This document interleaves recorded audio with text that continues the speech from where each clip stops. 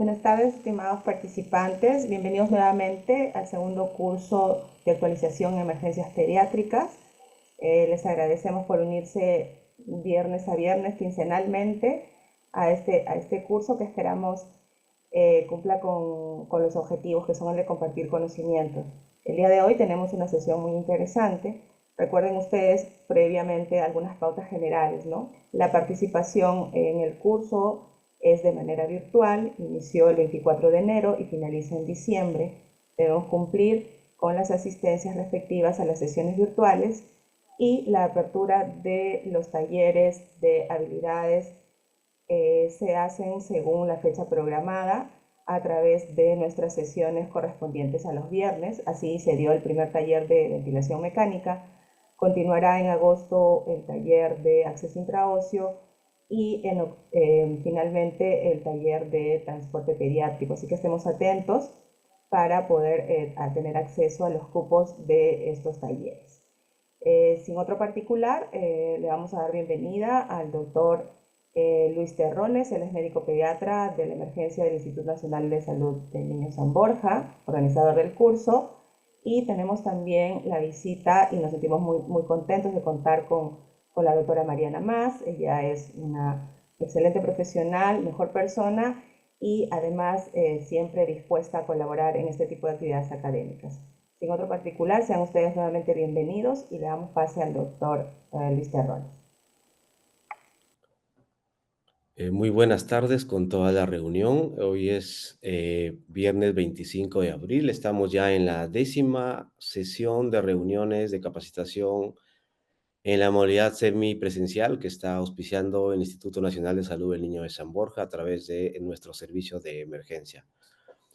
Efectivamente, en esta 10ª sesión vamos a tener la ponencia de una maestra internacional. Ella es la doctora Mariana Mas Gómez, ¿sí? Quien nos trae un tema muy importante. A diario los que trabajamos en los servicios de urgencia o emergencia nos vemos enfrentados a la atención de niños que sufren diversos tipos de lesiones, tanto accidentales, sobre todo accidentales, ¿no? Entonces, que son la población pediátrica que son víctima de traumatismos, contusiones y algunos con lesiones mayores o severas, ¿no? Nuestra ponente es la doctora Mariana Mas Gómez. Ella es doctora en medicina, tiene la especialidad en pediatría. Es además especialista en emergentología pediátrica, diplomada en estabilización y traslado pediátrico neonatal, instructora en simulación clínica de la Universidad de Finisterrae de Chile, pertenece al Grupo Internacional de Simulación en Emergencia Pediátrica y además a este brillante currículum ella se desempeña como presidenta de la Sociedad Integrada de Emergencia Pediátrica del Uruguay, CIEPU. Es además secretaria general de la Sociedad Latinoamericana de Emergencia Pediátrica. A toda nuestra audiencia los invitamos a hacernos llegar sus preguntas a través del chat con el objetivo de hacerle llegar nuestras inquietudes a nuestra maestra ponente.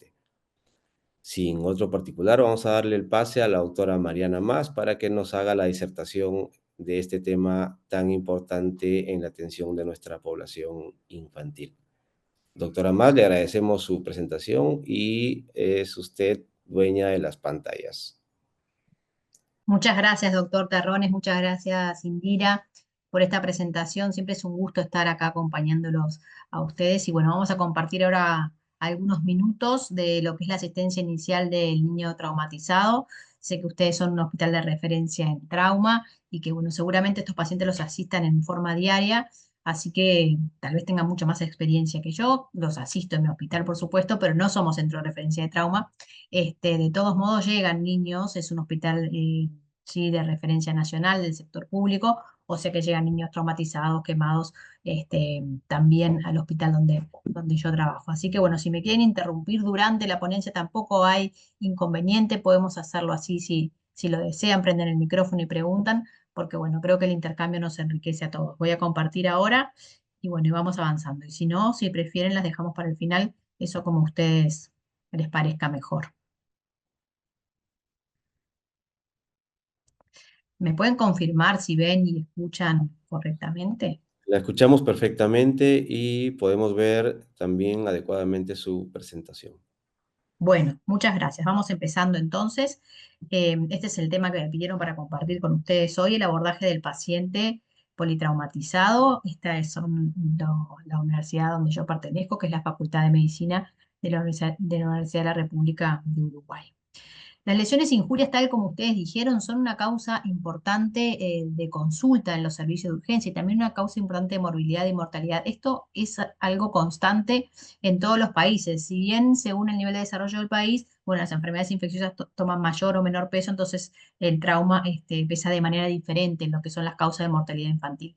Pero sí que es bien importante en todos los países y acá hay una estimación que impacta como mucho. La OMS estima que mueren en todo el mundo aproximadamente 100 niños cada hora a causa de lesiones, de las cuales 90% son no intencionales. Nosotros hoy no vamos a hablar de lesiones intencionales ni de los niños que sufren algún tipo de maltrato infantil, sino que vamos a hablar solamente de las no intencionales y dentro de ellas del politraumatizado.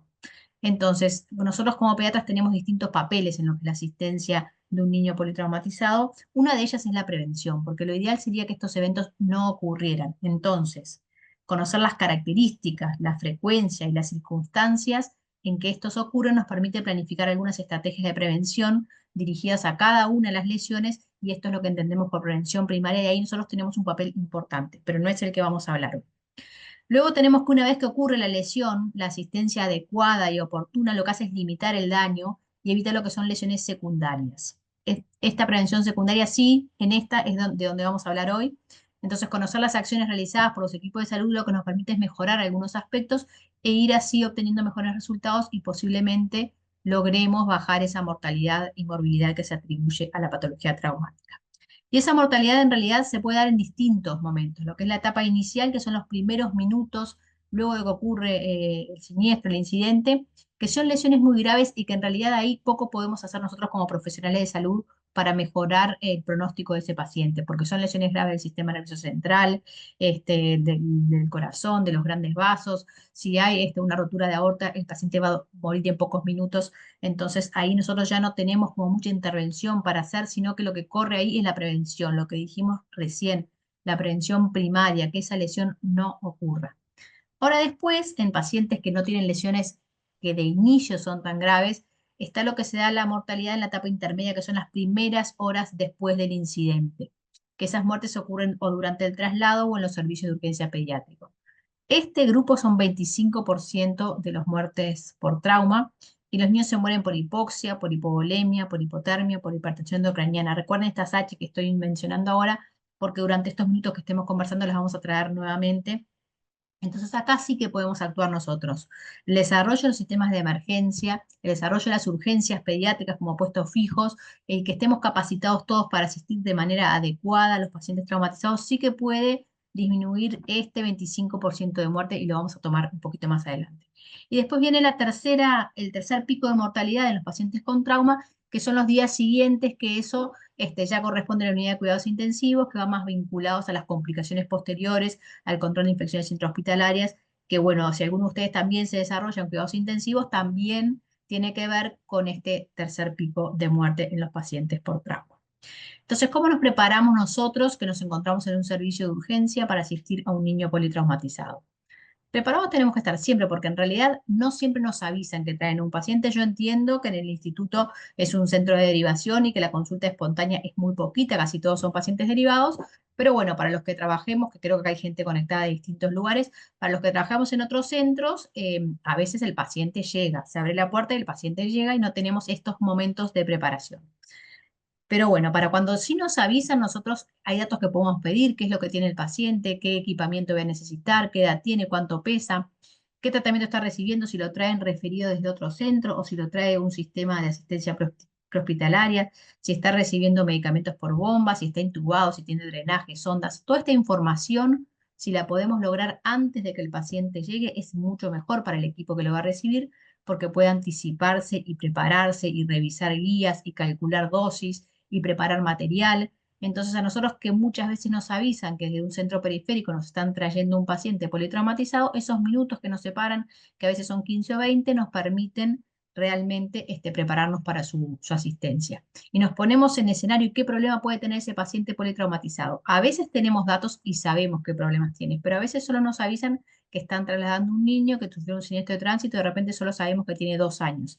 Entonces ahí tenemos que pensar las posibilidades de las complicaciones que puede tener un paciente politraumatizado. De repente llega en paro con un sangrado activo, puede ser que llegue en coma, con lesiones con riesgo inminente de muerte, que tengamos que intervenir rápidamente, puede que tengamos que abordar la vía aérea, oxigenar, colocar un acceso vascular, darle analgesia, volumen, inmovilizarlo. Puede ser que el paciente además asocie quemaduras, que esté intoxicado. Entonces, todo esto lo tenemos que tener presente como posibilidad cuando vamos a recibir a un paciente politraumatizado para anticiparnos a esas posibles situaciones clínicas.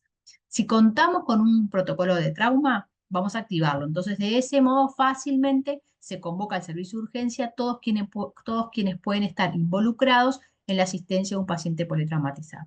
Entonces, de esa manera, el hospital receptor se prepara del mejor modo para recibir a ese paciente, y acá dice, como dijimos recién, revisa protocolos, calcula dosis, convoca a los especialistas involucrados y alerta a los servicios o sectores del hospital que puedan requerirse. ¿A quién se les ocurre a ustedes que alertaríamos para recibir un paciente politraumatizado? Si alguno quiere decir, y si no, yo sigo. A ver si alguien pone en el chat algo. No veo el chat acá.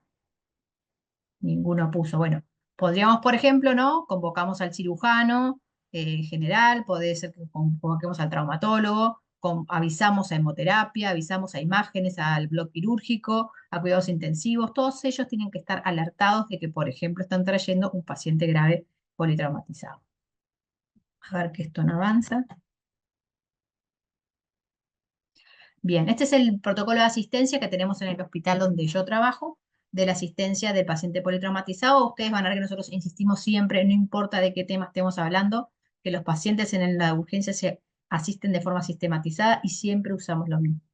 El triángulo, las constantes vitales, el ABCDE, y usamos de esa manera la asistencia de los pacientes. Así que aquí vamos en la prehospitalaria, se destaca lo mismo, solo que con algunas consideraciones especiales. Yo para esta presentación saqué todo lo de prehospitalaria porque entendí en realidad que lo queríamos abordar desde los servicios de urgencia. La asistencia del niño politraumatizado en la prehospitalaria tiene algunas consideraciones especiales. Además, muchas veces son víctimas múltiples, entonces requiere también de un triage prehospitalario que no nos vamos a detener un poquito en eso, no nos vamos a detener hoy en eso. Entonces, esta parte de prehospital yo la voy a dejar y después tenemos en el protocolo nosotros cómo asistimos a ese niño en el hospital. La sistemática de la ABCDE es bien parecida, pero bueno, es cierto que ambos escenarios tienen algunas consideraciones especiales. Esto es lo que es el índice de trauma pediátrico. Creo que ustedes ya todos lo conocen. Es un índice que se hace en la evaluación inicial, que es clínico, que no necesita de ningún examen de laboratorio y que lo que da es un puntaje que se correlaciona con la mortalidad que puede tener ese paciente por las lesiones traumáticas. Entonces tiene un puntaje de +2, +1 y -1. Estas son las variables clínicas que evalúa: el peso, la vía aérea, la presión arterial sistólica, que si no tengo un manguito de presión ahí donde estoy, lo puedo hacer a través de los pulsos, la valoración de la conciencia, si tiene heridas o no, si tiene fracturas o no, estimadas por el examen físico, no es que yo necesite la radiografía. Entonces, eso me va a dar un puntaje que lo correlaciono con muerte. Como dice ahí, la mortalidad aparece cuando el índice de trauma pediátrico es menor o igual a 8, acá lo vemos en esta gráfica, como con valores por encima de 8, 9 o más, la mortalidad es 0. Y cuanto menos puntaje tiene del ITP, mayor mortalidad es el niño por lesiones. ¿Para qué nos sirve? Si nosotros tenemos víctimas múltiples, si nosotros tenemos que resolver a dónde trasladar el paciente, cuanto menor tenga el de ITP ese paciente, mayor complejidad y mayor nivel de asistencia va a necesitar. Entonces, recuerden que siempre tenemos que evitar traslados secundarios en nuestros pacientes y tenemos que llevarlo hacia el lugar que le pueda dar una solución definitiva. Entonces, acá vemos los dos escenarios que dijimos. Por un lado, la asistencia prehospitalaria, que es aquella que se realiza en el lugar donde ocurre el incidente y que de ella se desprende un traslado primario, que tiene la complejidad de todo lo que es la asistencia fuera del hospital. Y luego tenemos el paciente que llega al hospital, que nosotros vamos a estabilizar y que, bueno, que de repente tengamos que hacer un traslado intrahospitalario o si estamos en un hospital de poca complejidad, un traslado secundario a otro centro asistencial. Pero bueno, siempre estamos en el contexto de un hospital. Bien, entonces, ¿qué característica tiene la asistencia hospitalaria para estos niños y para todos en realidad? Que estamos en un ambiente seguro, que estamos de locatario, no como en la vía pública en la cual hay ¿no? Como otro montón de riesgos asociados. Los recursos que tenemos en el hospital son menos limitados que los que tenemos en la asistencia prehospitalaria. Tenemos servicios de apoyo, podemos pedir ayuda, no podemos llamar a especialistas como dijimos, podemos llamar a pediatras de otro sector si los necesitáramos. Podemos acá estabilizar y limitar el daño, pero también podemos aspirar al tratamiento definitivo de nuestro paciente. Tenemos estudios en los cuales podemos avanzar y contamos con la participación de especialistas. Entonces vamos a ir ahora, y si quieren, insisto que si quieren interrumpir no hay problema. Lo único que yo no veo mucho el chat, me prendan el micrófono si quieren hacer algún comentario, en lo que es esa sistemática que dijimos de la asistencia del paciente politraumatizado. Aquí puse a la izquierda esto que dice triaje hospitalario, porque a veces, seguramente alguna vez les pasó, hay un incidente de víctimas múltiples y llega más de un politraumatizado al mismo tiempo. Viene un móvil trayendo un paciente y viene otro móvil trayendo otro, o inclusive en alguna situación que no debería ocurrir, pero que a veces pasa, un móvil trae dos pacientes. Entonces, nosotros también, en ocasiones, si no contamos con equipo suficiente para que sean asistidos en forma paralela, también en ocasiones tenemos que hacer un triaje hospitalario y definir a cuál de esos pacientes que trajeron vamos a asistir primero. Y siempre contar, más allá que vamos a hacer el sample, que el dato del mecanismo nacional nos aporta mucho en esta evaluación del niño politraumatizado. Entonces, este ABCDE clásico que hacemos siempre para el trauma tiene en cada una de sus letras una consideración especial que les vamos a ir viendo a medida que avancemos. Entonces, evaluación inicial para el niño en la urgencia pediátrica cualquiera, siempre triángulo, constantes vitales y paciente inestable, lo ingreso a la sala de reanimación. Si es un paciente politraumatizado, ya pongo la tabla espinal arriba de la camilla y ese paciente ya me quedó esa parte de la inmovilización realizada, aunque no es completa, por supuesto, pero ya coloco la tabla en la camilla donde voy a asistir a mi paciente. Entonces voy a hacer el ABCD y ya acá le agregamos una letrita especial que es la F y que tampoco es solo para trauma, sino que es para todos los niños que asistimos en la urgencia, que la familia tiene que estar ahí presente, acompañando y muchas veces participando de la toma de decisiones cuando corresponda. Bueno, entonces vamos a las consideraciones especiales de este ABCDF de los niños con trauma. En la A, que ustedes todos saben que es la evaluación de la vía aérea, vamos además a hacer inmovilización de columna cervical. En la B vamos a oxigenar. Para nuestra asistencia inicial del politraumatizado vamos a oxigenar a todos. Para ese momento inicial le ponemos a todos oxígeno y luego que hacemos nuestra revaloración y ya tenemos más claro cuáles son las lesiones que tiene el paciente, tal vez lo saquemos si no lo necesita. Pero ¿se acuerdan que las H que dijimos hoy, que los pacientes morían en esos primeros minutos, no en los minutos iniciales, pero en esas primeras horas de asistencia, una de ellas era la hipoxemia? Entonces nosotros cuando llegamos a la B, evaluamos cómo está la respiración y oxigenamos. Luego nos vamos a la C, en la cual tenemos que hacer la valoración hemodinámica y le vamos a colocar un acceso vascular a estos pacientes. Si podemos periférico, si no podemos intraóseo, dependerá de la situación clínica y de la habilidad que tengamos nosotros y del material que tengamos.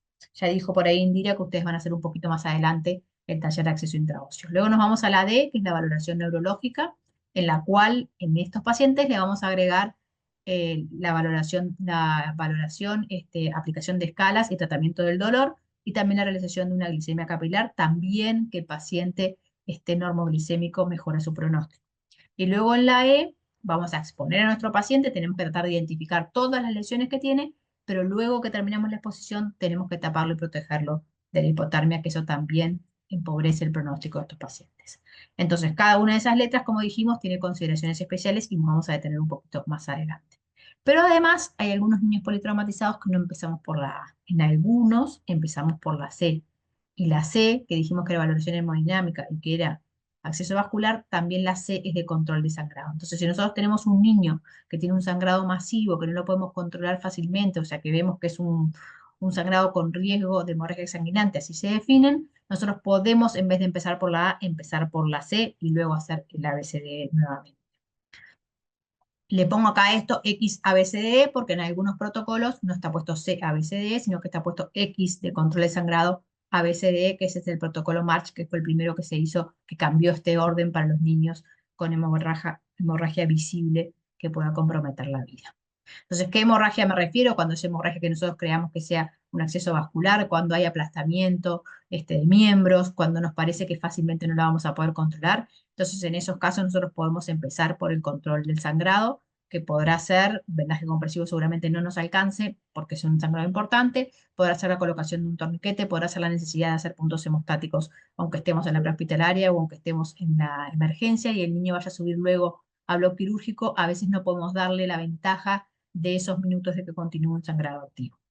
Estoy hablando, ¿no?, de grandes lesiones, de deformaciones, de lesiones vasculares. Entonces, un poco poner de vuelta sobre la mesa. Nosotros esto lo hablamos cuando fuimos al taller de transporte, porque había uno de los talleres prácticos que era de prehospitalaria. Entonces, si bien esto lo damos en los cursos de trauma, también lo damos en los cursos de transporte, porque es bien importante y son medidas que a veces tenemos que hacer antes de llegar al hospital. Así que de vuelta sobre la mesa, el uso del torniquete. Está esta imagen, porque es cierto, sí, que el torniquete viene desde la medicina de guerra, que luego fue dejado en desuso y que ahora de vuelta se pone promocionando su uso cuando es necesario hacer ese control de sangrado. Hay dispositivos comerciales como estos, pero bueno, se puede hacer también de manera casera. El objetivo es hacer una compresión tal de que cese la circulación venosa y la circulación arterial, de que ese miembro quede totalmente isquémico, pero que de ese modo logremos controlar el sangrado. Acá hay un poquito los esquemas de cómo actúa el torniquete y las zonas en las cuales lo podemos colocar son las zonas que están pintadas como grises, que son los sitios en los cuales puede ir el torniquete. En las uniones es muy difícil que logremos hacer una compresión tal como para cohibir el sangrado. Entonces nos vamos a la A. Si el niño no tiene una hemorragia exsanguinante y no tenemos que iniciar por el control de sangrado, nos vamos a iniciar por la A, como dijimos que iniciábamos habitualmente. Entonces vamos a valorar la permeabilidad de vía aérea y desde el inicio en el paciente politraumatizado lo que agregamos es el control cervical. Ustedes saben que la inmovilización cervical se hace con ambas manos a los lados de la cara del paciente y con eso nosotros logramos ubicar, alinear la cabeza al eje mayor del cuerpo. Entonces sostenemos así la cabeza en posición intermedia, alineada, como dijimos, al eje mayor. Vamos a valorar la permeabilidad de vía aérea. Ustedes seguramente la maniobra que más conozcan es la maniobra de frente-mentón, que es la que usamos habitualmente para ver si la vía aérea está permeable, pero que en el paciente politraumatizado no está recomendado. ¿Por qué? Porque la maniobra de frente-mentón lo que hace es, o de olfateo, lo que hace es flexionar el cuello. Nosotros dijimos que desde el inicio, desde la A, vamos a estar protegiendo esa columna cervical. Entonces, si estamos ante un paciente politraumatizado, cuando llegamos a la A, tenemos que evaluar la permeabilidad de la vía aérea. En vez de hacer la maniobra frente-mentón, vamos a hacer la maniobra de tracción mandibular, que es esta que vemos. En definitiva, cuando el paciente está inconsciente, lo que ocurre es que la lengua cae hacia el piso de la boca y eso es lo que hace la obstrucción de vía aérea. Cuando hacemos frente-mentón o cuando hacemos tracción mandibular, lo que hacemos es eso, en definitiva, levantar un poquito el piso de la boca, de manera que con ello se levanta la lengua y la vía aérea queda permeable.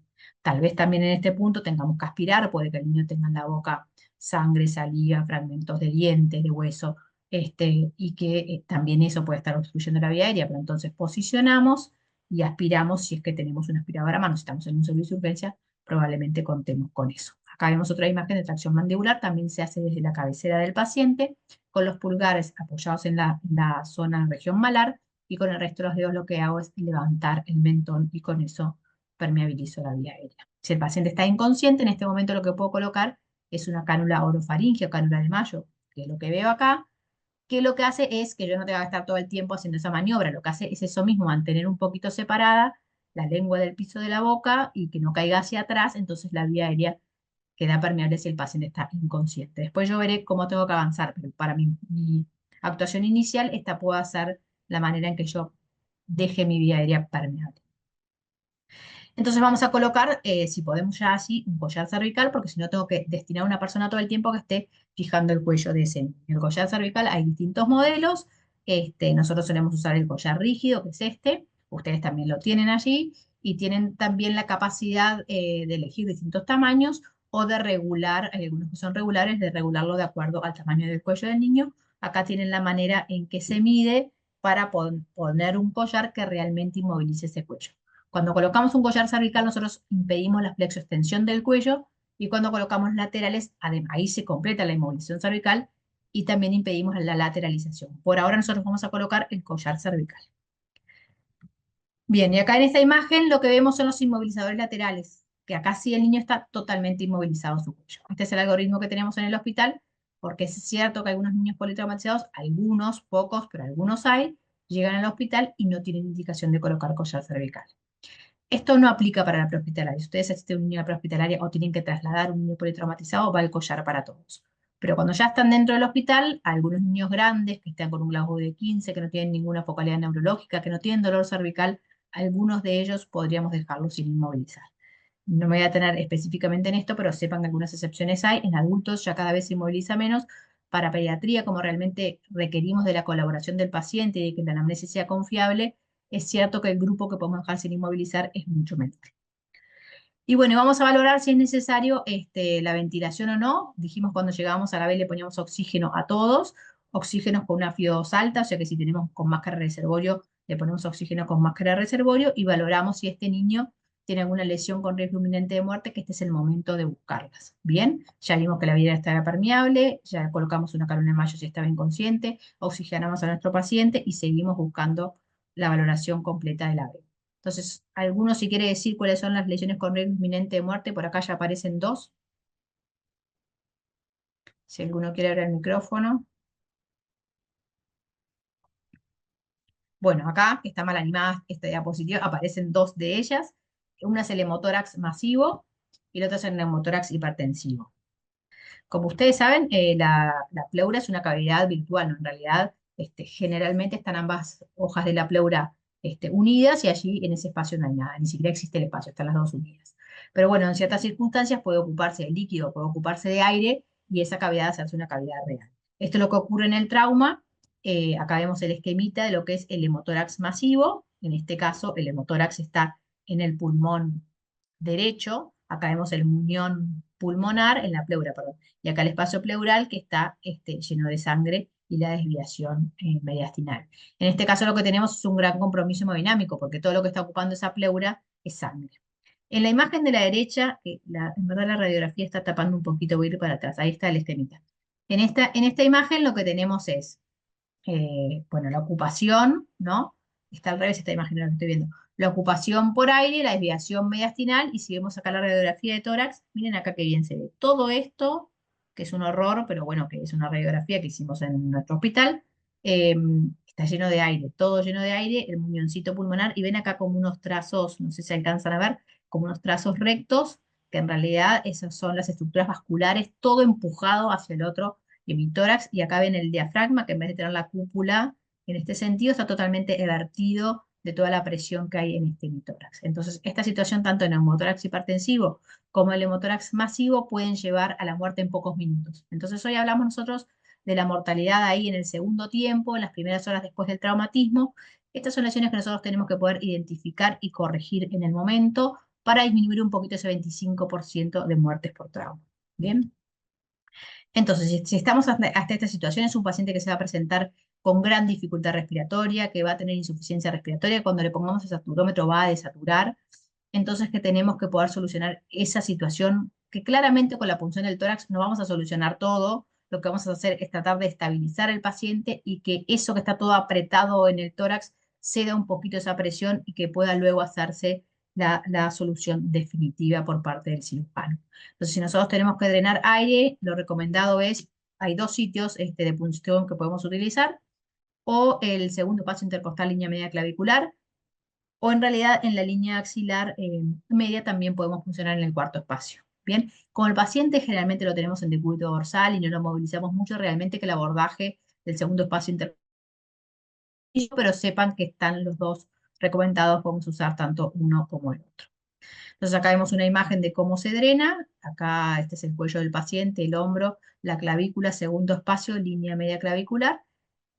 90 grados sobre el tórax del niño. Entonces se punciona con cualquier abocat que tengan, con una jeringa. Ven que acá en el émbolo lo que hay es suero fisiológico, suero cualquiera, no importa, un medio líquido. De manera que cuando uno punciona vamos a poder objetivar la salida de aire. Pero sobre todo lo que vamos a ver es que el paciente mejora.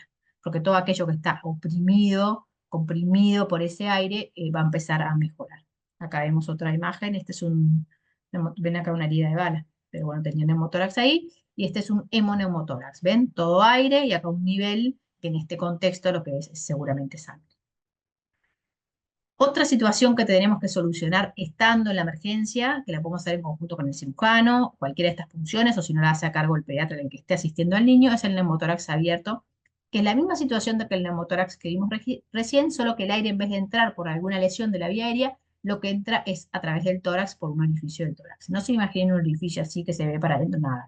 Es una lesión en el tórax que lo que se ve es como que hay como burbujitas, como que se evidencia que ahí hay un pasaje de aire en esa lesión penetrante de tórax. Entonces, este neumotórax se genera por la entrada de aire a través de ese agujero. Entonces, nosotros lo que vamos a hacer es tratar de estabilizar a ese paciente. Este es el parche que se recomienda para su colocación. Ponen un parche cuadrado, que puede ser algo que dispongan ahí en la emergencia. Por ejemplo, los paquetes de gasas, que suelen ser como un plástico, eso también sirve para poner el parche, y lo van a unir en 3 lados. Esto genera un mecanismo valvular, o sea que este orificio que ven acá lo tapan, pero no en todos los lados. De manera que cuando el paciente inspira, este parche se pega a la pared del tórax, y cuando expira se separa y hace un mecanismo valvular. Este problema no lo resolvemos, pero estabilizamos a nuestro paciente hasta que lo podamos llevar a. Entonces también en la vez nos vamos a preguntar nosotros si este paciente necesita soporte ventilatorio. ¿Lo tenemos que intubar a nuestro paciente o no?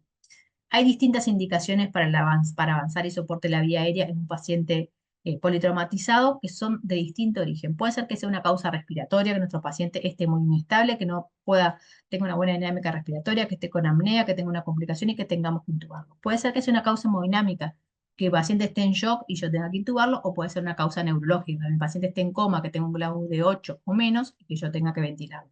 O sea que no son solo por causas respiratorias que yo tenga que ventilar a mi paciente. En el contexto de trauma pueden ser diversas las causas, por lo cual cuando yo llegue a la B diga, bueno, este paciente lo voy a tener que intubar.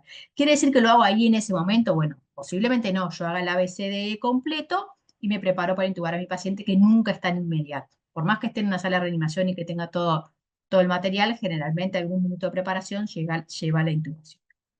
Entonces, bueno, si si necesita ser ventilado y yo no puedo ya intubar a mi paciente porque estoy en esos primeros minutos de evaluación, pido que vayan preparando el material para la intubación y le puedo hacer, sí, por supuesto, apoyo con bolsa máscara. Para eso tengo que elegir una máscara adecuada a la cara del niño, que no tenga fugas por ningún lado y que realmente sea efectiva la ventilación que yo haga con la bolsa máscara. Puede ser que elija un dispositivo intermedio entre lo que es la máscara y ventilación bolsa máscara, o lo que es la intubación orotraqueal, que es la vía aérea más segura, y que ponga un dispositivo supraglótico como la máscara laringia. Esa opción también es válida. Bien, acá tenemos el esquemita de cómo elegir una máscara adecuada para la cara del niño. Si yo elijo una máscara muy grande, la máscara va a quedar sobrepasando los relieves de la órbita y es imposible que nosotros podamos hacer una buena compresión y que no haya fuga. Y lo mismo si sobresale por el mentón, lo mismo va a perder por ahí este aire y presión y no voy a poder hacer una buena ventilación. De manera que elijo una máscara que sea adecuada, que abarque la boca y la nariz del niño sin sobrepasar los relieves óseos. Y luego lo ventilo, lo que conocemos clásicamente es la maniobra de la C y la E. La C lo que hace es mantener la máscara bien comprimida sobre la cara del niño para que no haya fuga aérea, y la E lo que hace es mantener la vía aérea en posición intermedia. Lo mismo que hace la maniobra frente-mentón. ¿Se acuerdan que hace unos minutitos dijimos que la maniobra frente-mentón no se hacía en trauma? De manera que si estamos en este contexto de paciente politraumatizado, cuando ventilamos con bolsa máscara, hacemos solamente la C, pero no hacemos la E. ¿Bien? Entonces acá si tenemos que intubar al paciente, vamos a tener que abrir el collar cervical, porque si no, no vamos a poder ver la vía aérea para ventilar bien a mi paciente. Lo ventilo y luego cierro el collar cervical, collar espinal de vuelta, y continúa la ventilación, bolsa tubo, como vemos acá en la imagen. Bueno, y después llegamos a la C. Por supuesto que si era una hemorragia masiva, yo ya empecé por la C, ya coloqué mi torniquete, ya tomé otras medidas. Pero pongamos que tiene un sangrado que no corre en riesgo la vida, que tiene una escalpe, que tiene una herida infractuosa. Bueno, este va a ser el momento de que nosotros cohibamos el sangrado, si no era un sangrado masivo, y que valoremos el estado hemodinámico del paciente. Bien, y además que coloquemos el acceso vascular, que era la otra consideración que hacemos en la C. Entonces, ¿cómo valoro el estado hemodinámico? Como cualquier niño: frecuencia cardíaca, extremidades frías o cálidas, cómo es la calidad de los pulsos, cómo está la conciencia de mi paciente, que en forma indirecta me está hablando de la perfusión cerebral, cómo está coloreado. Y recordar que la taquicardia es el signo más precoz de compromiso circulatorio. Ojo, taquicardia mantenida. Es cierto que puede haber muchísimas causas por las cuales un niño esté taquicárdico. Es más, casi que no vamos a encontrar ninguno que tenga la frecuencia cardíaca un poquito alta, por lo menos, porque tienen dolor, tienen miedo, están asustados y además por compromiso hemodinámico. Pero bueno, no es lo mismo que tenga 110, 120 que tenga 160. Entonces, evaluemos que la mamá esté al lado, que el niño esté tranquilo, calmamos el dolor, pero si la taquicardia es mantenida, aunque sea el único signo que encontremos, recuerden que puede ser lo más precoz de hallazgo de compromiso hemodinámico. Bien, la presión arterial también tiene que estar medida. Entonces, si yo encuentro a mi paciente con compromiso hemodinámico, taquicardia, extremidades frías, tiempo de reposición prolongado, tengo que empezar rápidamente mi reposición de volumen. Pero para eso necesito obtener un acceso vascular. ¿Cuál voy a conseguir? El que pueda más rápidamente. Poder hacer un acceso periférico o poder hacer un acceso intraóseo. Por supuesto que en un paciente estable que yo tengo tiempo de buscar un acceso vascular periférico, no le voy a colocar un intraóseo. Pero en un paciente inestable no puedo seguir dejando pasar los minutos. O si es un paciente inestable y que tengo un único acceso venoso periférico finito, que lo estoy usando con muchísimo cuidado porque estoy siempre a punto de perderlo, puedo colocar un acceso intraóseo hasta que mi paciente mejore hemodinámicamente y pueda conseguir otro acceso vascular de mayor calibre más seguro. ¿Bien? O sea que para uso en la emergencia, acceso periférico o acceso intraóseo, cualquiera de los dos válido para un paciente grave. Acá vemos una imagen de una vía intraósea, bueno, las vías venosas periféricas que todos ustedes conocen, no sé, este detalle no me lo acuerdo en Perú, si es enfermería o si son los médicos quienes colocan los accesos vasculares periféricos.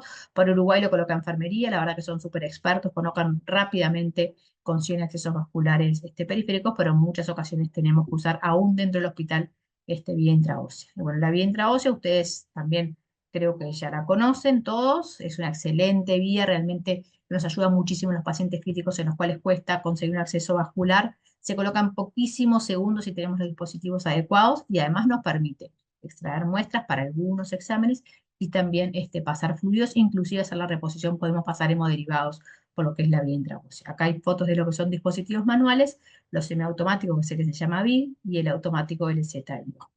¿Bien?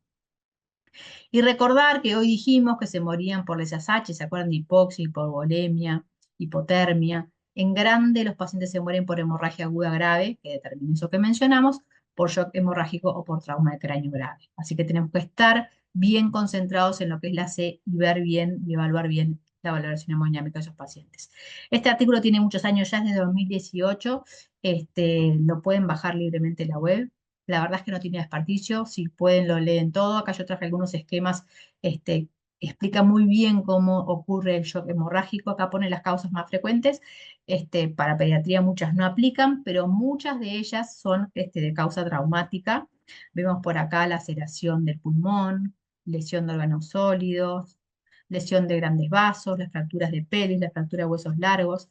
Entonces, muchas de estas lesiones pueden llevar a shock hemorrágico, y acá tenemos esta tríada que se alimenta entre sí y que va aumentando la mortalidad, la hipotermia, la coagulopatía por trauma y la acidosis. Así que atento a todas estas alteraciones que ocurren cuando el paciente empieza a perder sangre. Recordar que pierde sangre, pero que no solo pierde glóbulos rojos, porque muchas veces estamos como bien acostumbrados a pedir la transfusión de glóbulos rojos, pero el paciente pierde glóbulos rojos, plaquetas y plasma, pierde sangre entera. Entonces nosotros cuando tengamos que reponer ese paciente con hemoderivados, vamos a tener que pedir glóbulos rojos, sangre y plaquetas y no solo glóbulos rojos. ¿Tá? Y recordar también que la reposición masiva que hacemos nosotros con suero fisiológico también hemodiluye al paciente y también favorece a que ocurra la coagulopatía por trauma. Así que cuidado también con la reposición demasiado enérgica con cristaloides. Empezamos con cristaloides, pero rápidamente, si el paciente tiene un shock importante, vamos a tener que empezar con hemoderivados. Acá está la clasificación del shock hemorrágico. No sé, yo no la veo del todo bien, no sé si ustedes la verán bien, pero no está como muy nítida. La inmensa mayoría son grado 1 y 2, pero bueno, los pacientes con sangrado importante pueden tener grados más importantes de shock. Estos son casi todos los que tienen mortalidad, y en todos necesitamos hemoderivados en el 3 y 4. En el grado 1 o 2 puede ser que a veces con la reposición inicial con cristaloides el paciente se estabilice. Así que fisiológico al principio sí, pero tampoco abusar con el fisiológico, pero bueno, es lo que tenemos disponible, y la reposición inicial la vamos a hacer con suero fisiológico y después prontamente hemoderivados, glóbulos rojos, plaquetas y plasma. Ácido tranexámico, bueno, no sé si tienen experiencia con su uso allí, es un antifibrinolítico. Entonces lo que hace es ayuda a la formación del coágulo, ayuda al control del sangrado, tiene su lugar sí en las primeras horas del trauma, en las primeras 6 horas. Si el paciente está mucho más evolucionado, no vamos a notar muchos resultados con el uso de ácido tranexámico, pero bueno, tenerlo presente para las medidas iniciales en estos pacientes. Bueno, y estamos en la C, entonces una consideración especial, si nosotros tenemos un paciente que tiene mucha disnea, taquipnea, que está taquicárdico, que tiene una perfusión pobre, que está yocado. Entonces recordar que dentro de las causas, si bien es poco frecuente dentro de las causas que puede haber de esta situación clínica en los pacientes politraumatizados, es el taponamiento cardíaco. O sea que si el paciente tiene esta clínica, nosotros no tenemos clara la causa, los ritmos cardíacos están un poco alejados, o el paciente para recordar que puede haber un taponamiento cardíaco, pensarlo, tenerlo presente. Esto requiere una pericardiocentesis de emergencia. No es algo que tengamos que hacer con frecuencia, pero recuerden, el paciente llega y para en pocos minutos, vamos a tener que pinchar ambos hemitórax y vamos a tener que pinchar el pericardio, porque puede que tenga una causa reversible que nosotros con una punción solo podemos mejorar. Así que bueno, si bien no es de todos los días ni cerca, ténganlo presente y si es necesario van a tener que animarse a hacer la pericardiocentesis de emergencia. Se hace por debajo del esternón, dirigido al hombro izquierdo, aspirando, y si el paciente tiene un taponamiento y un derrame pericárdico, van a poder salvar a ese niño. Y luego vamos a pasar hacia la D, que es la valoración neurológica. Nadie se va a poner acá a hacer una valoración neurológica exhaustiva, un examen con martillito, nada de eso. Son conceptos grandes, valoración grande del estado neurológico del paciente. ¿Qué Glasgow tiene? ¿Cómo está su conciencia? ¿Qué glicemia capilar tiene? Y si tengo que corregir, corrijo, porque a esta altura yo ya tengo un acceso vascular. Y tratar el dolor. Bien, el dolor si es muy intenso lo podemos tratar desde el inicio, desde nuestros primeros momentos, y si no tenemos acceso vascular, podemos usar la vía nasal. Entonces, mientras hacemos un montón de cosas que creo que todos tenemos bien claro que este paciente necesita de varias personas y necesita de muchas acciones simultáneas, más allá que nosotros ahora las estemos viendo de manera esquemática. Entonces yo llego a la D, hago mi evaluación neurológica, mido la glicemia capilar y trato el dolor si es que no lo hice anteriormente. Bien, acá tenemos dos maneras de evaluar la conciencia, una es con el Glasgow que ustedes todos conocen, otro es a través de la escala de la BPU, que seguro que también la conocen, que es una evaluación bien rápida de la conciencia.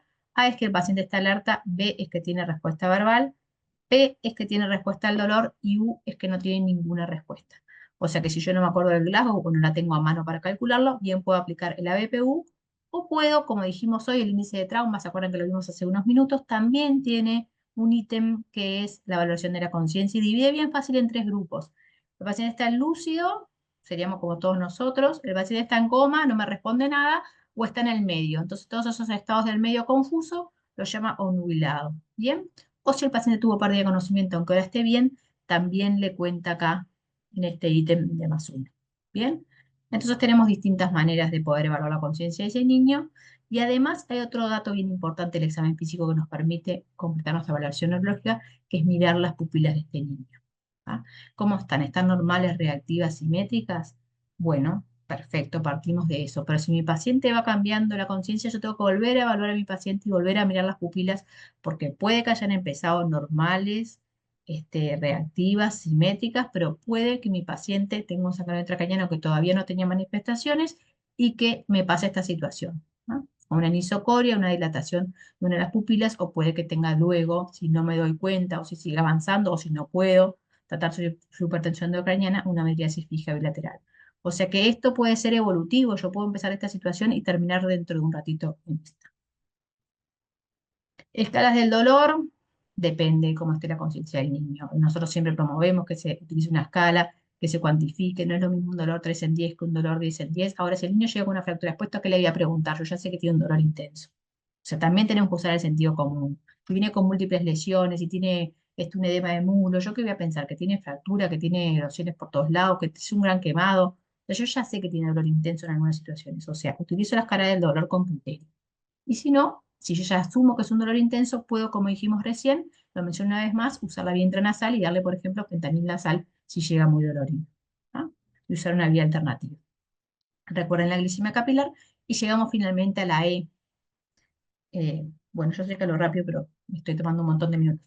Llego a la E y en la E es la exposición. Entonces yo ya hice todo eso y luego tengo que sacarle la ropa a mi paciente y fijarme, además de todo lo que ya hablé, qué otras lesiones tiene.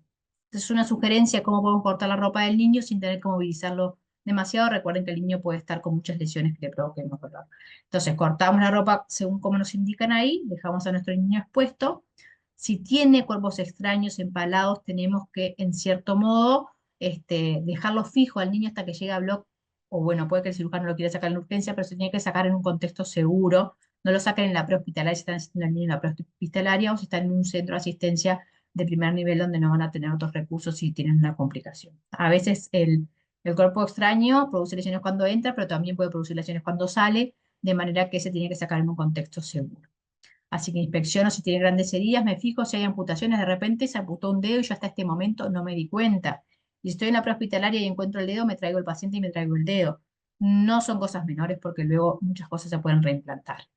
Si hay empalamiento de cuerpos extraños, fijarlos de manera solidaria y trasladar al paciente de ese modo o, o a un hospital o a bloque quirúrgico. Y luego que yo lo expuse, recuerden abrigar al paciente y protegerlo de la hipotermia. No se olviden del dorso, eso nos pasa muchas veces. Para los que hacen prehospitalaria, a veces ya empaquetaron todo el paciente, lo inmovilizaron, está pronto para trasladar y se acuerdan que no vieron el dorso. Bueno, si es una distancia muy larga, les conviene revisar el dorso antes de irse. Ahora, si están muy cerquita y ustedes se dieron cuenta cuando entregan el paciente, sean honestos y digan que el dorso no fue infeccionado, porque en algún momento hay que mirarlo. O puede tener un vidrio clavado en la espalda y que no nos dimos cuenta, puede tener lesiones importantes. El dorso también tiene que mirarse. Bueno, acá hay algunas imágenes de niños con cuerpos extraños, que bueno, no empalados, se cortan y se traslada el niño con su cuerpo empalado. Esto es un paciente que está ensartado en una reja. En realidad, por más aparatoso que parezcan las imágenes, el niño está bastante estable. Esto remangó el cuero cabelludo, no fue una lesión intracraneana. Es otro paciente que llegó al hospital que también se clavó un mástil de una bandera, el pabellón nacional. El niño estaba en un acto patrio, iba con el pabellón nacional y se tropieza, cae y se clava esta parte de metal en la cara, de manera que cortaron el mástil y trasladan al niño solamente con este segmento. Este niño le fue muy bien. Y bueno, después viene la evaluación secundaria. Yo ya hice ese A, B, C, D, E, F, dejé a la familia paradita conmigo, y le voy a hacer ahora la evaluación secundaria, voy a profundizar en la anamnesis, voy a pedir más información, voy a hacer un examen físico más minucioso que el que hice en esa barrida inicial, voy a poder pedir exámenes complementarios de laboratorio, imágenes que sí que tienen lugar, voy a poder hacer más intervenciones porque de repente yo identifiqué lo que tengo que hacer y me preparo para hacerlas en esta evaluación secundaria, y voy a revalorar a mi paciente las veces que sea necesario. Me quedo parado al lado de mi paciente, entonces tengo el paciente, el monitor y el médico paradito al lado evaluando qué es todo lo que pasa. Si tengo ecografía, le hago ecografía a mi paciente. La ecografía a pie de cama acá está más promovida para distintas entidades y entramos, fue casi las primeras en las cuales se aplicó. El protocolo que vemos a la izquierda que dice FAST, que después se le agregó la E, perdón, de FAST extendido, es uno de los protocolos de ecografía a pie de cama más conocidos. Pero bueno, existen otros que podrían aplicar para el paciente traumatizado. El protocolo Blue, que es el protocolo de ecografía pulmonar, y el protocolo RASH, que es el protocolo de valoración hemodinámica del paciente con shock a través de ecografías. Hay muchos cursos de ecografía, lo pueden hacer online, presencial. Bueno, sepan que cada vez hay más lugar para la ecografía en la evaluación del paciente en el servicio de urgencia, inclusive para la valoración prehospitalaria con ecógrafos portátiles, como vemos allí en la imagen, ¿no? Este es el protocolo del FAST. Lo que hace el FAST es a través de distintas ventanas, que serían estas. El FAST original es esta: la ventana epigástrica, en la ventana en hipocondrio derecho, en hipocondrio izquierdo y en hipogastrio. Lo que busca es líquido libre, no busca lesiones. Nosotros no somos ecografistas expertos, lo que vamos a hacer es poner el traductor y ver si hay líquido. En la ventana epigástrica, en verdad, lo que busca es líquido en pericardio. Y después acá busca líquido en en el fondo del saco de Douglas y en los dos hipocondrios. Bien. El FAST extendido lo que hace es extendido a pulmones y busca líquido libre en pulmón, que en este caso sería un hemotórax. Bien. Bueno, y ponemos el reloj, por un lado sí, porque tendríamos que estar terminando según lo que veo por acá, pero además para recordar que la patología traumática es tiempo dependiente. Nosotros tenemos que hacer todo esto que hablamos ahora y que nos llevó como 40 minutos, lo tenemos que hacer en forma sistematizada y rápida, tenemos que ir revalorando. Está bueno si ustedes son muchos para asistir a ese niño, que uno se para los pies de la cama y va un poco dirigiendo y dicen en la A que encontramos, y dicen la A, en la B que encontramos y evalúan la B, y lo van diciendo en voz alta y en forma ordenada y después lo repiten las veces que sea necesario. Esto que yo digo es como una situación ideal, suele ser medio caótico y la verdad que no siempre nos pasa que ocurre en forma ordenada como se lo estoy contando. Entonces a veces nos ponemos al pie de la cama y le decimos al doctor que está en la cabecera: a ver, Luis, anda diciendo. Entonces Luis dice la A, Luis dice la B y el cirujano está tocando el abdomen y el otro está haciendo otra cosa. Entonces esa forma ordenada no siempre nos sale, pero recuerden que nos ayuda a que no comernos nada importante y de dar prioridad a los mayores problemas que pueda tener este niño y a identificarlos rápidamente. Lo vamos a tener que inmovilizar al paciente si lo tenemos que sacar. En el servicio de urgencia no se puede quedar. O si estamos en un hospital de poca complejidad y lo tenemos que trasladar hasta otro, este niño va a tener que requerir un traslado secundario. Si estamos en la emergencia, es posible que lo tengamos que trasladar o al tomógrafo o al bloque quirúrgico o cuidados intensivos. O sea que aún para los que trabajamos dentro del hospital, también es importante que conozcamos la sistemática del traslado y que lo hagamos en forma adecuada. ¿Ah? Vaya donde vaya el niño dentro del hospital, tiene que ir acompañado, monitorizado. Tenemos que estar preparados para las complicaciones que puedan aparecer, que pueden ser muchas durante el traslado. Entonces, ver todos los equipos que tiene el traslado, todas las bombas que tiene conectadas, llevar el monitor, ver que el paciente esté en situación de ser trasladado, por más que a veces no podemos esperar la estabilidad total. El paciente politraumatizado muchas veces lo que necesita es el bloque quirúrgico. O sea que no es que en la urgencia nosotros vamos a poder solucionar el paciente de este problema, como sí nos puede pasar con otros que lo podamos llevar más estable.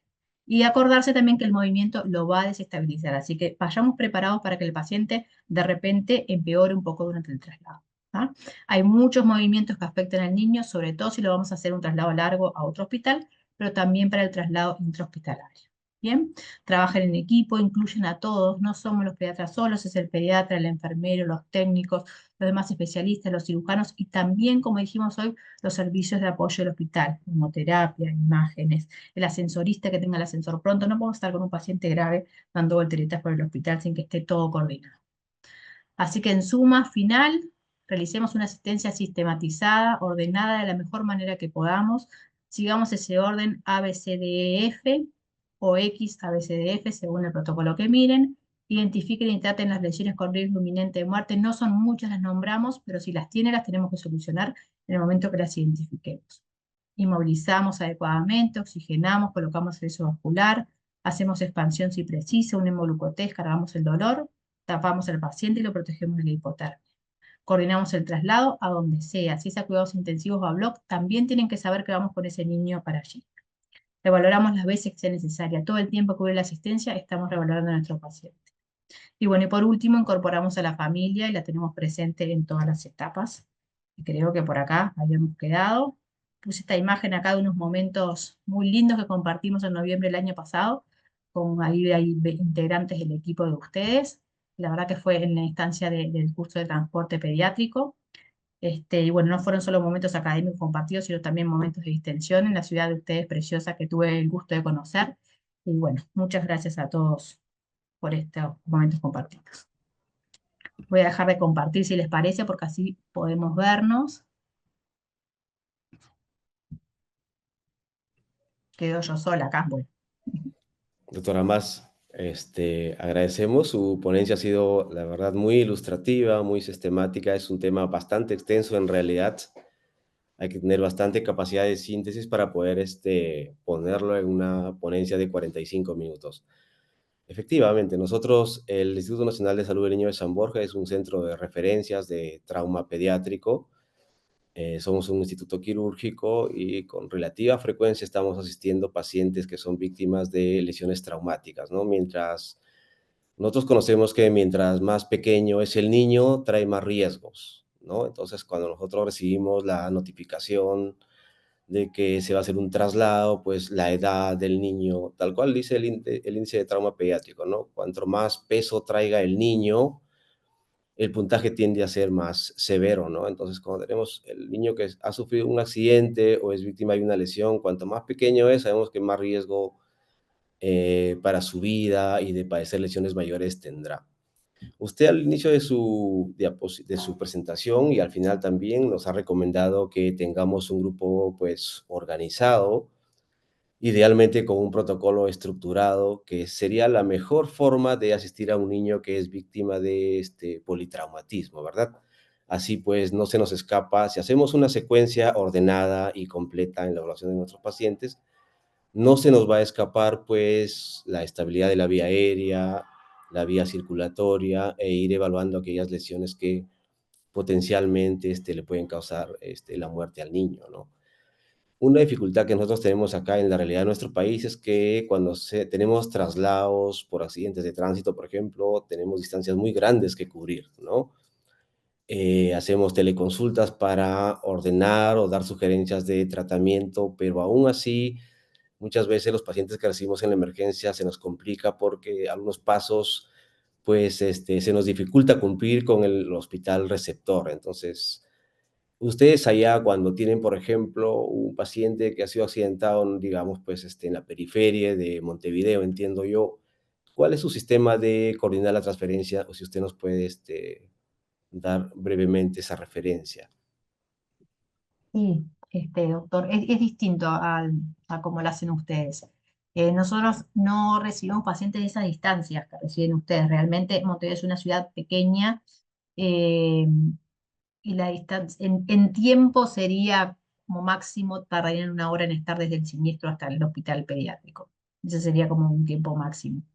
Después, si no, son recibidos en hospitales regionales y asistidos en hospitales regionales. Un politraumatizado para su asistencia inicial no viene de distancias grandes. Ese es el tiempo máximo que sería, pongamos que fue en la ruta, en las afueras de Montevideo, sería ese el tiempo que tenemos. De manera que a nosotros lo que ocurre es que nos avisan que llega ese niño. La asistencia prehospitalaria en Uruguay la hacen en equipos de 3 y van médicos en la ambulancia, preferentemente pediatras, hacen la asistencia en ruta y lo trasladan al hospital. Y bueno, y ahí nosotros estamos recién armando el código trauma. Por ahora lo tenemos, pero lo armamos cada vez que el niño viene. No es que se active automáticamente, que es lo que decíamos, sino que cada vez que nos avisa, nosotros convocamos a todos los servicios. Pero bueno, hay sistemas que lo tienen totalmente activado y según el tipo de lesión que presenta, no siempre se activan en los mismos servicios, sino que se activa como un servicio mínimo que sería el pediatra, el cirujano y el quirúrgico y el tomógrafo, o si tiene más complejidad, además cuidados intensivos y además el cirujano vascular, o si tiene más complejidad y así progresivamente van convocando distintos lugares. Nosotros nos preparamos cada vez que nos avisan, pero el tiempo de espera, como te digo, no es mayor a una hora desde que ocurre hasta que llega. Y estamos en comunicación, sí. Pero bueno, es un país chiquito y no tenemos tampoco dificultades geográficas, o sea, no tenemos montañas, cosas, son como rutas fáciles. Aunque nos tocara a las 5 de la tarde, que yo ya sé que en Perú el tránsito era una cosa como de locos, eh, tampoco tenemos como, o sea, que esa complejidad que tienen ustedes de niños trasladados muchísimas horas, la verdad es que no la vivimos. Correcto, comprendemos. Sí, la geografía efectivamente de nuestro país es muy vasta, extensa, tenemos distancias terriblemente inasequibles a veces. Y bueno, en algunas ocasiones se impondría, por ejemplo, hacer transporte aéreo. Nosotros también estamos incipientes en hacer traslados de niños críticos cuando las distancias son mayores a 150 kilómetros, como dicen las pautas internacionales, ¿no? Ahí Pero aún está. así, tenemos un sistema en el cual los niños son trasladados y los podemos recibir en el instituto. Quiero animar a la audiencia a enviarnos sus preguntas para poderles hacerle llegar a nuestra ponente, la doctora Mas. Y hemos tenido la oportunidad de tenerla a la doctora Mas en una capacitación anterior en la ciudad de Lima, presencial, muy nutritiva, por cierto, que nos dejó muchas enseñanzas.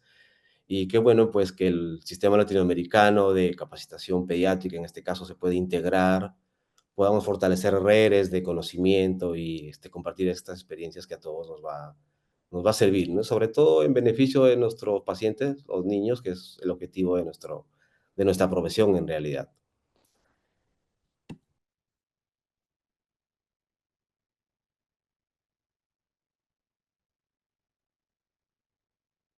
Le traslado una de las interrogantes de uno de nuestros asistentes. Dice, en Bueno, pacientes politraumatizados con indicativos de fractura de base de cráneo con hematoma mastoideo, ¿qué recomendaciones nos puede brindar?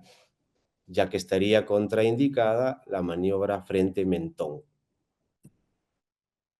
para permeabilizar la vía aérea, ¿está hablando? Sí, claro, entiendo que sí. Para el politraumatizado en general, la maniobra frente mentón está contraindicada, independiente de que tenga la fractura de la base de cráneo, porque potencialmente todos pueden tener una lesión cervical. Entonces, en realidad, la maniobra que tiene que hacer para permeabilizar la vía aérea es la de tracción mandibular. Nosotros ahí se veían algunas imágenes, no está tan promovida, pero para el politrauma es la que se recomienda. Se coloca a la cabecera de la cama y se apoya en la región malar y tracciona levemente. Es 2 o 3 milímetros, nada más que eso, solo para permeabilizar la vía aérea. Y luego si puede colocar una canula de mayo en mucha sonda allí, no se va a poder colocar si tiene fractura de base de cráneo, ¿no? En realidad, aspiración de la boca nada más, pero no podemos introducir más nada por allí. Doctora Paz, existen algunas lesiones que por el mecanismo de trauma, tan solo recogido en la anamnesis, podemos considerar que el niño puede llegar con una lesión mayor. ¿Usted, en su experiencia, ha podido determinar a qué lesiones en la población pediátrica son más frecuentes y que generan lesiones mayores en los niños?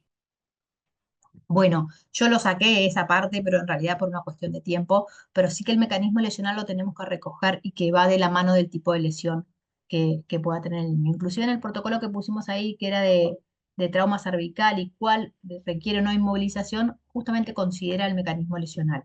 Porque bueno, hay algunos que son de especial riesgo para lesión intracraneana y para lesión cervical. Entonces, todos lo que implica una cinemática especial, todo lo que son siniestros de tránsito, a velocidades las pautan más de 55 kilómetros por hora. Nadie va a estar mirando el velocímetro, ¿no? Pero bueno, para los que son en ruta son todos, cuando el niño sale despedido, cuando no se hace el sistema de retención infantil, cuando se ve en vestido como peatón, ciclista o en patineta, también porque eso tiene cinemática, las caídas mayores a 2 metros, dependiendo de la edad del niño, ¿no? Para los lactantes, 90 centímetros ya es una caída importante, pero bueno, para los niños grandes, caídas precipitados mayores de 2 metros, la lesión por zambullida, cuando el niño es una lesión que ocurre, que se zambulle en algo de poca profundidad, ese es un mecanismo de especial riesgo para lesión cervical. Entonces sí que hay que detenerse en el mecanismo lesional, si es tránsito, dónde iba sentado el niño dentro del vehículo, si iba adelante, si iba atrás, si iba con cinturón o sin cinturón, si el impacto fue del lado derecho o del lado izquierdo.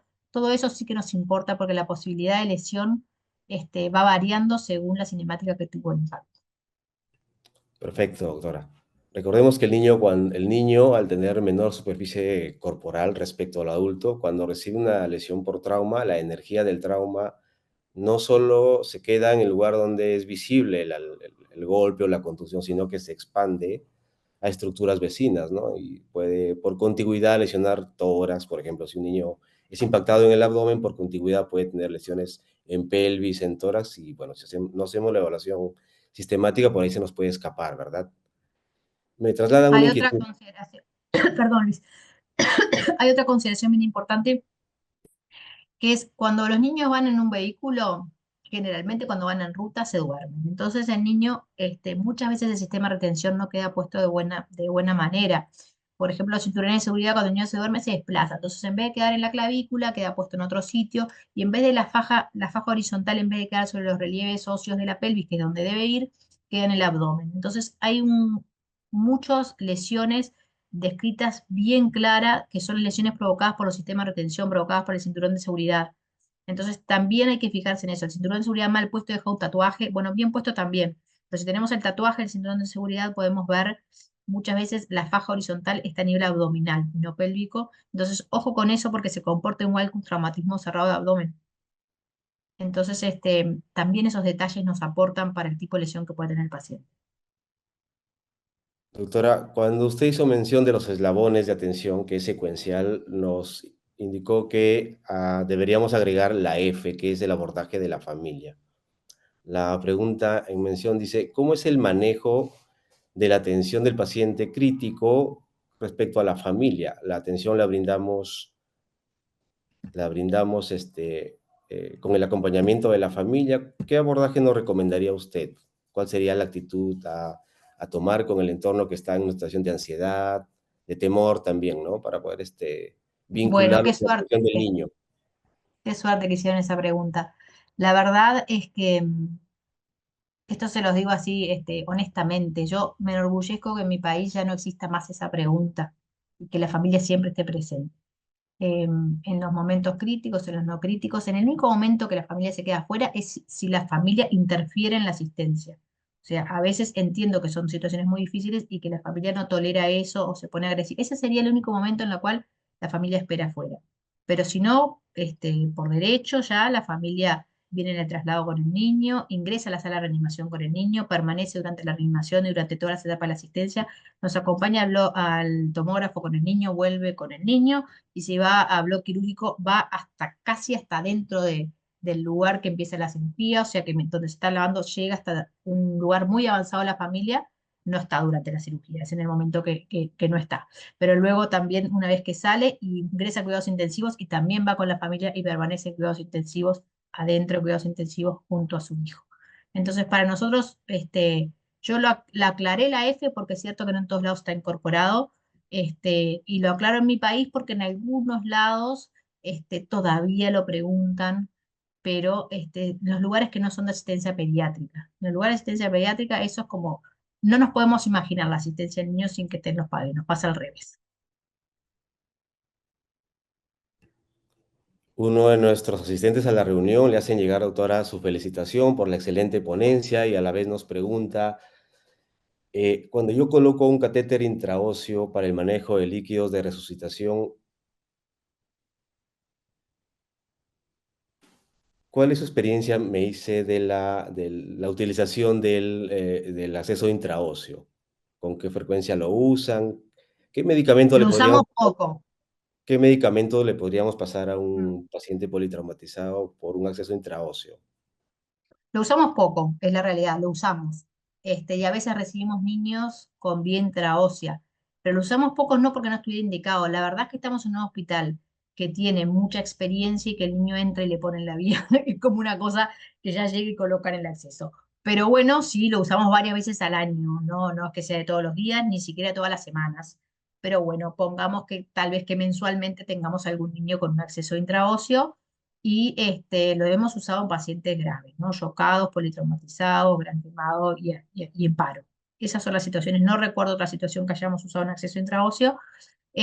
Tiene algunas dificultades, sí, que no son dificultades, que hay que saberlo para usar, y es que los fluidos no entran rápidamente, porque no estamos dentro de un vaso, estamos en la médula ósea.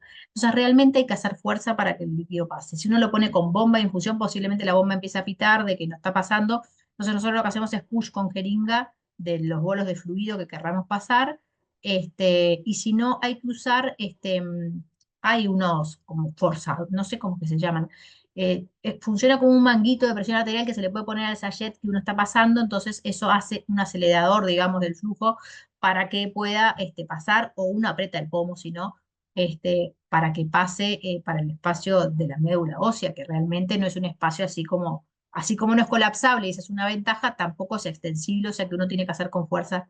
Medicación se puede pasar, no hay medicación que esté contraindicada, aunque sean soluciones hipertónicas se pueden pasar, y transfusiones de hemoderivados se puede pasar. Para el contexto de trauma posiblemente no precises otra medicación, puedes que necesites inotrópicos, puedes pasarlo también por vía intraósea si fuera necesario. Analgesia también, pensando en trauma que vas a necesitar, cristaloides, hemoderivados, inotrópicos si se precisan, analgésicos, todos pueden ir por allí. Sí, podríamos concluir que una vez que yo tenga un acceso intraóseo, por ahí pues le puedo administrar todos los medicamentos que están disponibles en beneficio del niño, ¿verdad? Fluidos, Seguramente seguramente hemoderivados. consigas otro, ¿no? Nosotros Sí, lo que nos falta seguramente, ¿no? Claro, es un recordando que acceso el de acceso inicio. intraóseo es tan solo una vía transitoria, ¿no? Hasta que Ojo, pueda. que igual no lo quitamos hasta que tengamos otros dos accesos vasculares buenos. Sí, claro, claro. Una vez que O hagamos sea la que, resucitación inicial, el paciente más exacto, estable, la enfermera le haya canalizado una vía periférica, podemos dejar de lado el intraóseo, pero exacto. Yo lo puedo usar mientras 24 tanto es horas, pero así es. generalmente en ese periodo uno ya consiguió otros accesos, o se le pusieron de repente después una central al niño y ya no me voy a quedar con la intraósea. Es un acceso que usamos de inicio. O lo que dije hoy, si tiene una sola acceso periférico, se le consigue uno solo y de pequeño calibre, también le colocamos una intraósea para esa estabilización inicial. Y bueno, después la quitaremos cuando no la precisemos más. Nosotros actualmente como servicio de emergencia tenemos, apenas se accede a la puerta de emergencia en el Hospital Niño de San Borja, tenemos trauma shock, ¿no? Entonces, cuando nos llega un niño con lesión de politrauma, sea por accidente de tránsito o por caída de una altitud mayor, ¿no? O cuando entendemos que el mecanismo de trauma es severo, el acceso rápidamente a la unidad de trauma shock y siempre intentamos que haya un familiar aledaño a la atención, ¿no? Porque necesitamos uno recabar la información lo más preciso posible para entender qué lesiones podría traer el niño, conocer sus antecedentes y también ir abordando la situación a la vez emocional de la familia, ¿no? En el caso de la mamá, el papá, es muy importante para nosotros cuando asistimos a un paciente pediátrico, inmediatamente saber el peso, ¿verdad? Porque conocido el peso, pues yo le puedo administrar cualquier medicamento que sea necesario en beneficio de la resucitación del niño. Y ese detalle, ese dato, por ejemplo, le corresponde usualmente al cuidador que trae al niño a la consulta o a la emergencia, pero sí, nosotros también estamos tratando de implementar que la asistencia del niño crítico, en este caso por politrauma, sea al costado del familiar que lo trae a la emergencia, ¿no? Muchas veces hay mucha ansiedad, mucha pena, mucha congoja de la madre, pero igual, la mejor forma de cuando el niño está consciente, al menos, cuando, lo que observamos es que cuando la mamá o el papá está al lado, colabora un poco más y nos permite evaluarlo y pues iniciar aquellos procedimientos que lo puedan beneficiar, ¿no? Así es, sí. Colabora para la estabilidad emocional de la familia y del niño si el niño está despierto, que esté su familia allí. Sí, correcto, porque ya el niño viene por un trauma, viene con lesiones que él no entiende, no sabe qué le va a pasar, y si encima lo apartamos del cuidador o de la mamá, pues definitivamente le genera más ansiedad, más temor, incrementa el dolor y obviamente el pánico se apodera no solo del niño, sino del entorno también que lo acompaña y de nosotros mismos también.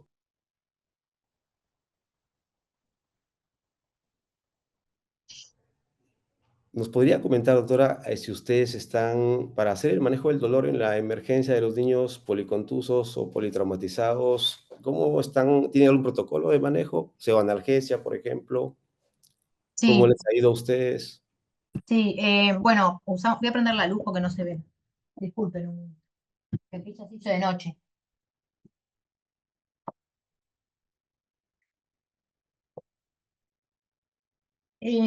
Sí tenemos protocolos de pseudoanalgesia, tenemos protocolos de pseudoanalgesia para cualquier procedimiento que vayamos a hacer al niño, si este niño requiere drenajes, suturas o lo que fuera, tenemos el protocolo de pseudoanalgesia para cada procedimiento, para intubación si se requiere, seguimos la secuencia de intubación rápida, en la cual, bueno, no solamente van analgésicos, sino también sedantes y relajantes, y bueno, si las opciones son según la situación clínica del niño, ¿no? Básicamente, si tiene uno compromiso hemodinámico, podemos elegir uno u otro, o si tuviera hipertensión ucraniana, también elegir uno u otro esquema. Y usamos, sí, la vía intranasal, como lo dije durante la charla, de inicio, cuando llega sin vía, podemos usar la vía intranasal también para analgesia por allí. Una pregunta que complementa lo que conversamos sobre el acceso intraóseo de uno de los participantes es, dice, la dosis y la dilución de los medicamentos que van a ir por vía intraósea, ¿es la misma que la que va por vía intravenosa? Son iguales. Van a ver que en los protocolos dice IV barra IO, intraósea, van igual. Correcto, ¿verdad? Así es. La implementación de la ecografía a la cabecera del niño crítico, en este caso por politrauma, ¿ustedes cómo lo han podido trabajar? Bueno. Es un camino que estamos haciendo todavía. Si bien el ecógrafo lo tenemos hace muchos años, yo creo que hace 12 años más o menos que tenemos el ecógrafo en la urgencia, depende mucho de la guardia que esté, que lo implemente o no lo implemente. Realmente, para serte honesta, hay guardias que sistemáticamente llegan y le hacen el FAST y otros que no se manejan tanto y a veces lo hace el cirujano. También los cirujanos se manejan con el FAST y lo hace el cirujano. O a veces, bueno, ven cosas grandes, ¿no? El FAST está claro que es para ver si tiene líquido o no, pero algunos se extienden a pleura y ya enseguida se fijan si tiene líquido en pleura o si tiene neumotoras. Y algunos que avanzan más también aplican el protocolo de compromiso hemodinámico, por lo menos en grande, ver la contractilidad del corazón y ver cómo está la vena cava. ¿Está comprimida, está hipovolémico o está normal y tiene distensibilidad? Cosas grandes, no somos ecografistas, pero tratamos de ir incorporando. También en politrauma puede ser que uno pueda medir el diámetro de la vaina del nervio óptico, que es una medida indirecta de la hipertensión ucraniana, pero también va a depender de la guardia que esté. No hay una formación pareja que yo te diga, todas las guardias todos los días hacen, no, hay guardias que se manejan mejor, con la parte abdominal muchas, y después lo que se ha ido avanzando depende un poco de los equipos. Los más jóvenes hacen más ecografía y los que tenemos más años vamos haciendo menos, o hacemos igual y de repente no tenemos tanto ojo. Pero eso es curva de aprendizaje. La verdad es que hay que hacer ecografía, los dolores abdominales y otras causas para acostumbrar el ojo a ver los 4 puntos que tenemos que buscar, y así es como uno va aprendiendo. Los padres no suelen negarse a que se le hagan ecografías, es un estudio que no duele, que no lo irradia, o sea que si uno va y le dice un dolor abdominal, le voy a hacer la ecografía acá, generalmente los padres acceden, aunque después se la vaya a hacer el imaginólogo porque lo que necesitamos es ver otra cosa. Esa es una buena manera de repente hacer la curva de aprendizaje y no limitarnos solo a los que tienen trauma, sino ir viendo abdomen, ir viendo pleuras en otros niños. Ustedes ya han podido implementar el código trauma, o sea, lo ideal es que en todos los servicios de emergencia pues tengamos un protocolo de código trauma que nos permita, apenas nos enteremos de que va a llegar un niño politraumatizado, pues así como apretamos el botón de paro para resucitar un niño, pues también aplicar un código, un timbre que pueda automáticamente llamar a todo un equipo médico que nos permita darle la mejor atención con oportunidad ahí al niño que llega con lesiones de este tipo, ¿no? Ustedes están en proceso de implementación, ya lo tienen listo. Nosotros tenemos, nosotros lo activamos, pero no lo tenemos automatizado la activación. O sea, nosotros tenemos el listado de los que hay que convocar, sabemos si uno del equipo convoca. No es lo ideal, porque de repente tenemos que estar calculando dosis, haciendo otras cosas. Entonces queremos hacer eso más sistematizado. Entonces estamos ahora implementándolo en reuniones con estos equipos que decimos que son los equipos que participan. Están viendo las reuniones los equipos quirúrgicos, imagen, hemoterapia, enfermería y no me acuerdo quién más, y laboratorio, porque también nos pasa eso, después el laboratorio no clasifica, o sea, hay como muchas cosas enredadas, entonces están viendo las reuniones para que eso quede bien automatizado, que sea así tal como decís y como hacen muchos países, y bueno, y lo que vimos esto que nosotros buscamos códigos traumas de otros lados, y la gente de Barcelona nos facilitó los que ellos usan, que es esto que yo conté que era estadificado, no siempre se activa el mismo código trauma, sino que según las lesiones del niño, que nos avisa la prehospitalaria en realidad, porque nosotros no lo recibimos todavía, se activan diferentes niveles de código. Pero bueno, en eso es en lo que estamos trabajando. Doctora, tiene numerosas felicitaciones en el chat por la ponencia tan amable y tan educativa que usted nos ha hecho. Yo creo que vamos a dar por terminada la reunión. Queremos, a nombre de mi servicio, el Servicio de Emergencia y del Instituto Nacional del Niño de San Borja, agradecer su participación. Imaginamos que en sesiones a futuro también la vamos a tener en las reuniones de Zoom. Es muy interesante esto porque, bueno, la autocapacitación fortalece los equipos de salud, en este caso nosotros que asistimos niños, nos nutre de aquellas experiencias, en el caso de ustedes, que tienen un sistema estandarizado también de la atención de sus pacientes pediátricos. Nosotros también estamos en proceso de implementación, de desarrollar algunos protocolos, de socializar algunos guías que nos permita darle una mejor asistencia a nuestros pacientes pediátricos. Doctora Mas, de parte del instituto, nuestro agradecimiento y esperamos contar con su participación en siguientes reuniones académicas como la de hoy. Un abrazo desde acá de Lima, ya lo hemos podido conocer personalmente y sabemos la calidad de personal que usted es y el equipo que usted dirige también. Gracias. Muchas gracias, el gusto es para mí. La verdad es que me gusta mucho conectarme a las sesiones de ustedes y me gusta este intercambio que se da, que nos enriquece a todos las experiencias de los demás. Así que bueno, gracias por haberme invitado. Gracias, Indira, un gusto verte. Igual, doctora, muchas bendiciones, muchas gracias, doctor Terrones, doctora Mar, nuevamente, y a todos nuestros asistentes, gracias porque viernes a viernes se unen y tenemos esta oportunidad de compartir conocimiento. De aquí nos unimos en las sesiones que vienen, que son ya las sesiones correspondientes al mes de mayo. Estén atentos a la programación, por favor. Buenas tardes y hasta luego. Hasta luego, chau, chau. Hasta luego, suerte a todos.